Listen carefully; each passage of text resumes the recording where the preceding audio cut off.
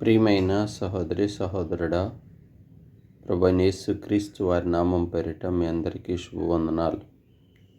ఈ ఉదయకాలము పరిశుద్ధ గ్రంథములో నుంచి ద్వితీయోపదేశ కాండము 28వ అధ్యాయము 8వ వచనాన్ని ధ్యానాంశముగా తీసుకుందాం. నీ కొట్లలోనూ నువ్వు చేయు ప్రయత్నములన్నిటిలోనూ నీకు దీవెన కలుగునట్లు యెహోవా ఆజ్ఞాపించును. నీ దేవుడైన యెహోవా నీకిచ్చుచున్న దేశములో ఆయన నిన్ను ఆశీర్వదించును. ప్రియ సహోదరి సహోదరుడా, దేవుడు మనల్ని దీవించటానికి ఆజ్ఞాపిస్తాడట. మనం నివసించే దేశంలో మనల్ని ఆశీర్వదిస్తాడట. మనము చేయు ప్రయత్నములన్నిటిలోనూ దీవెన కలుగజేస్తాడట.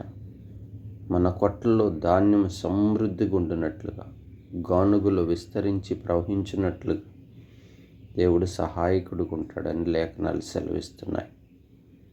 అయితే ప్రియ సహోదరి సహోదరుడా, ఆ దినముల్లో ఇశ్రాయేలీయులతో మోషే ద్వారా రెండవ ఉపదేశం చేసినప్పుడు మాట్లాడిన మాటలు ఇవి.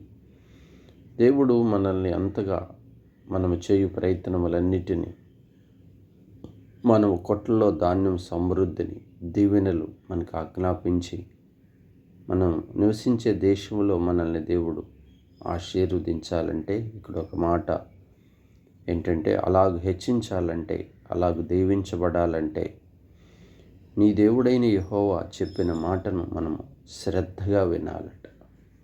దేవుని మాటలను, కట్టడలను మనం అనుసరించి వాటిని విని వాటిని గైకొని మనము నివసించాలట. అవును కదా, మన ఆధ్యాత్మిక జీవితంలో దేవుని కట్టడలు, దేవుని ఆజ్ఞలను మరచి లోకంలో మనం ఎంతో ప్రయత్నాలు చేస్తూ ఉంటాం. అందుకే మన ప్రయత్నాలు ఏమవుతుంటాయి? విఫలమవుతాయి.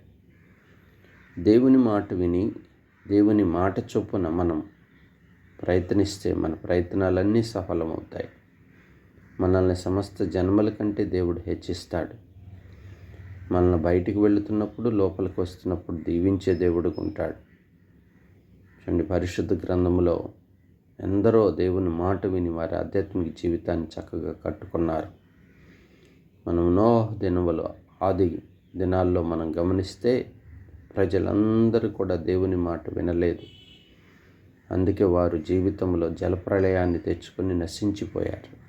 అయితే నోవా, తన భార్య, తన బిడ్డలు, తన కోడళ్ళు మొత్తం 8 మంది దేవుని మాట శ్రద్ధగా వినటాన్ని బట్టి, దేవుని ఆజ్ఞకు లోబడటాన్ని బట్టి తన ఇంటి వారందరూ కూడా రక్షించబడ్డారు.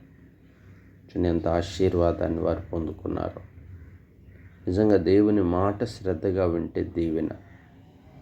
చూడండి, ఆ దినముల్లో మనం యెరికో పట్టణములో రాహాబు అనే స్త్రీని మనం చూడొచ్చు. ఎంత వేశ్యో.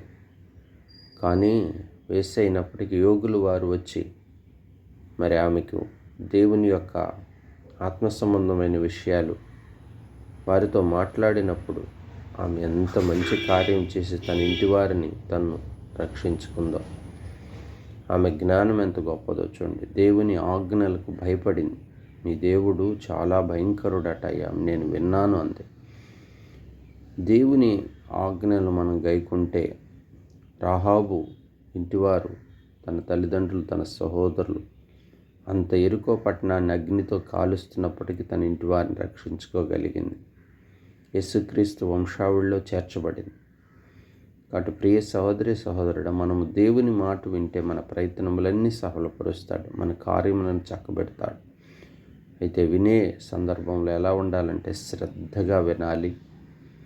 ఆయన చెప్పు ఆజ్ఞలకు మనం లోబడాలి, వాటిని అనుసరించి నడుచుకోవాలి. నేటి దినాల్లో మనము ఎంతగానో మన స్వీయ ప్రయత్నాలను కలిగి ఉంటాం.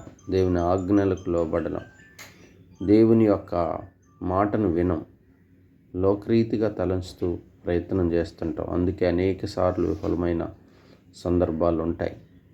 అందుకే ఈ అనుభవం గొప్పది. సహోదరి సహోదరుడా, దేవుని మాట శ్రద్ధగా విని మన కొట్లలో ధాన్యం సమృద్ధిగా ఉండినట్లుగా, మన దేశంలో మనము ఆశీర్వదించబడినట్లుగా మన ఆత్మీయ జీవితాన్ని కట్టుకుందాం. ప్రార్థన చేసుకుందాం. పరిశుద్ధుడా, ప్రేమ కలిగిన తండ్రి, నీ కొట్టలో నువ్వు చేయు ప్రయత్నములన్నిటిలోనూ నీకు దీవెన కలుగునట్లు యెహోవా ఆజ్ఞాపిస్తాడంటున్నారు. ఎప్పుడంటే ప్రభువా, నేను నీ మాటలు శ్రద్ధగా వినటం, నీ ఆజ్ఞలను అనుసరించి నడుచుకోవటం మేము కలిగి ఉన్నప్పుడు మా ఆధ్యాత్మిక జీవితంలో ఎంతో మేలు, ఆశీర్వాదం ఉందని ఉదయకాలం మాట్లాడినందుకు స్తోత్రాలు.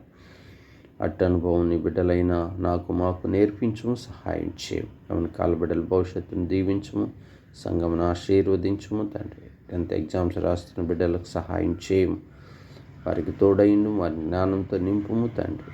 ఎవరైతే వ్యాధితో బాధపడుతున్నారో, అనారోగ్యాలతో వారిని స్వస్థపరచండి. సంపూర్ణంగా కుటుంబాలను ఆధ్యాత్మిక కడుతురండి. ఈ దినమంతే మీ కృపలో బలపరచమని, మీరే సహాయపడమని యేసు నామమున ప్రార్థించి వేడుకుంటున్నాం తండ్రి. ఆమేన్.